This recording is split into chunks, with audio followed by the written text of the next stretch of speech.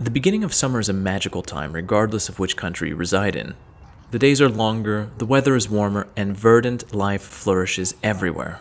However, there's one aspect of the early summer that most in Russia look forward to not with anticipation, but trepidation.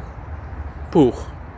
Puch, which borrows its name from the down of young birds, are the fluffy, fuzzy seeds of poplar trees.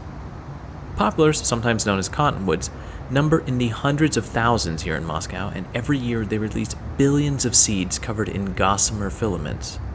They weigh next to nothing, and the wind carries them far and wide. It's a massive pain when you're out in an area of the city with many poplars that are seeding.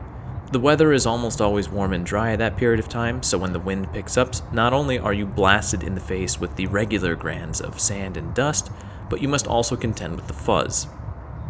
Sunglasses don't do much to help either, as smaller pieces frequently still wind up in your eyes, and it's not uncommon for them to find their ways up your nose or into your mouth as well. Many Russian allergy sufferers believe themselves to be allergic to the fuzz. However, it's not an allergen. As it is, many other plants that do cause allergies release their pollen around the same times that poplar trees release their fuzz. So because the fuzz is actually visible, and because the sufferers are experiencing their symptoms at the same time, they have created that association. Also, most Russian windows are without screens, so if you don't have air conditioning and the temperature is hot when the puch starts to fly through the air, you're really only left with two options. Either to close up your apartment and swelter in it all shut up, or to leave the windows open, but then have to vacuum much more frequently than you otherwise might.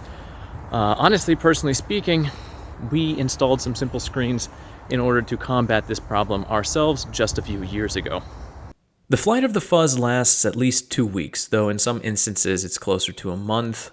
The clumps that they form, snowball tumbleweeds, can be seen in quiet gutters and lolling about under forgotten parked cars for the rest of the summer. Puch is also quite flammable, making it a favorite for bored kids on summer holidays, though this can obviously be quite dangerous, especially with the heightened risk of forest fires in many areas. However, poplars weren't always so numerous here in the capital, and it seems kind of strange that they would plant so many of them if they are such a nuisance. However, one explanation for how that came to pass is that in the post-war years, Stalin ordered all the trees that had been destroyed to be replaced with poplars. The Soviet leadership at that point in time decided that they would only plant the male trees, as the female trees are the ones responsible for producing seeds. However, they forgot to take into account the fact that poplars can change their sex based on the environment. Mainly if the conditions are cool and humid, which often tends to be the case here in Russia.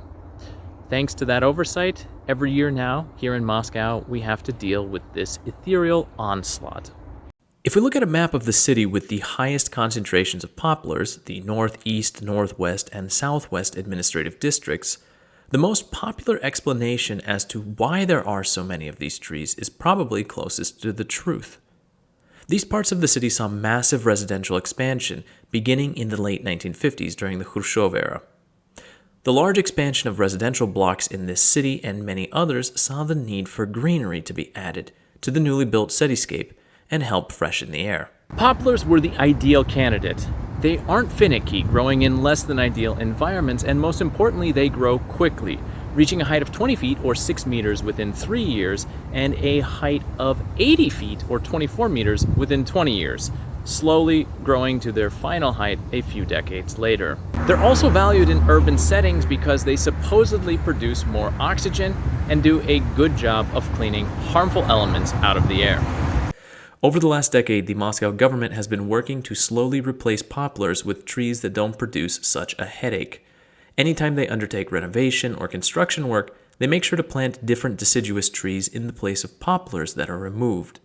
That said, the mayor's office promised to remove all fuzzy trees by 2020, and we can all see how well that goal was achieved. However, it's not necessary to completely remove the tree to nip the problem in the bud. I think that's a pun here, right? Yeah, that's a pun. For poplar that are more than 40 years old, it's possible to trim them in such a way that they won't produce the fuzz in any meaningful quantity for a few years. The city government also likes to trumpet about spraying the roads and sidewalks with water, that doing so helps to keep the puch and allergens plastered to the ground. That said, I've seen the pressurized jets kicking equal amounts of dust and puch back up into the air, so I'd wager there's no net benefit there. As of filming this, the 14th of June, the puch has largely disappeared, although individual seeds and balls of the fuzz will continue to traverse the city for months to come. And as annoying as it may be, there's still something unique and magical about the puch and the few weeks every year when it takes to the skies in many former Soviet cities.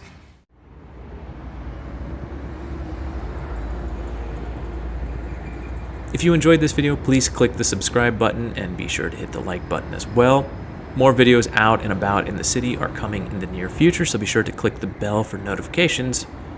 As always, if you have any questions or comments about what you've seen, leave them down below. For now, though, this has been Russia in Context. Thanks for watching.